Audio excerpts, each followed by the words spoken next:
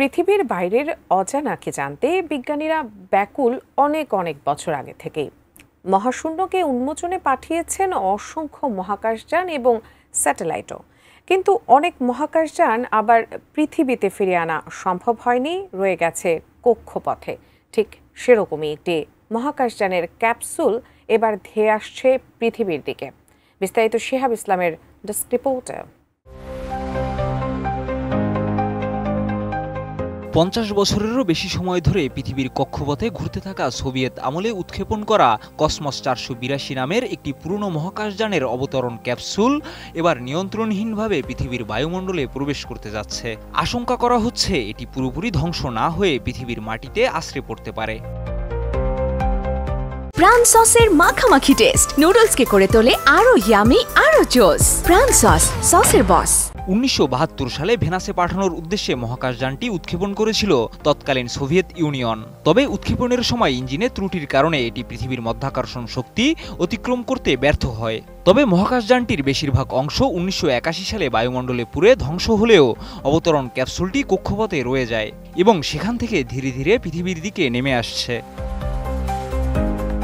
গাড়ির আকারের এই ক্যাপসুলটিতে রয়েছে শক্তিশালী তাপরোধক আবরণ, যা এটিকে সম্পূর্ণভাবে পুড়ে যাওয়া থেকে রক্ষা করতে পারে।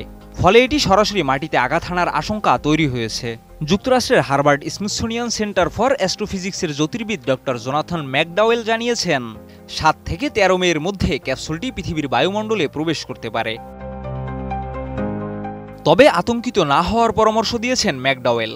তার ভাষায়, এ ধরনের বস্তু পৃথিবীতে প্রবেশের পর মানুষের উপর আঘাত হানার সম্ভাবনা কয়েক হাজারের মাত্র 1 ভাগ। এটি নিষ্ক্রিয় এবং এতে কোনো পারমাণবিক উপাদান নেই, তাই বড় ধরনের উদ্বেগের কারণ নেই। তথ্য অনুযায়ী ক্যাপসুলটিতে একটি প্যারাশুট থাকলেও তা কার্যকর হবে না বলেই ধারণা করা হচ্ছে। ফলে ঘন্টায় 100 থেকে 200 মাইল গতিতে এটি পৃথিবীতে আছড়ে পড়তে পারে, যা কার্যত একটি গাড়িকে আকাশ থেকে ফেলে দেওয়ার মতো ঘটনা।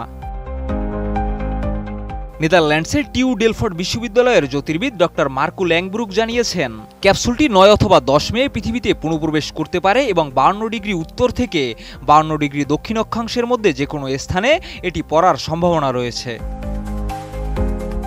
মহাকাশ বিজ্ঞানের ইতিহাসে এটি একটি বিরল ও গুরুত্বপূর্ণ ঘটনা হিসেবে বিবেচনা করা হচ্ছে।